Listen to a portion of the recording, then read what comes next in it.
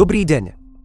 Tu je tým ESVC a vy sledujete videoprehľad, v ktorom s vami zdieľame najdôležitejšie udalosti v histórii rozvoja strunovej dopravy a spoločnosti ESVC za predošlé týždne. V tomto vydaní uvidíte: UAST Incorporated sa zúčastnila medzinárodného fóra Doprava Ruska. Hostia zo Zimbabwe navštívili Sky Transport. Rozhovor s vedúcou medzinárodného oddelenia a oddelenia budovania komunity ESVC. Nestrácajme čas a hneď prejdime k prvej udalosti.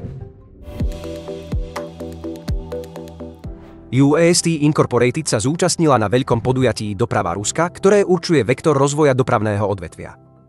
Na fóre prebiehali stretnutia a diskusie v 30 obchodných formátoch od vyše 300 expertov.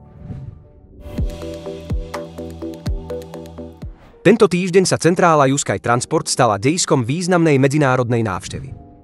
Obchodní zástupcovia zo Zimbabwe pricestovali, aby sa oboznámili s vyspelými dopravnými technológiami UAST.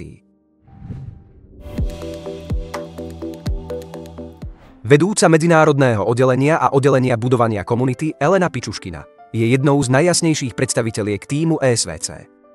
Tým sa rozprával s expertkou. Elena sa podelila o príbeh svojej cesty vo firme, hovorila o princípoch práce, medzinárodných konferenciách a pravidlách budovania komunity.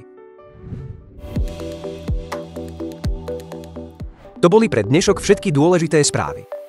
Určite nezabudnite dať like tomuto vydaniu a zanechajte komentáre. Dovidenia.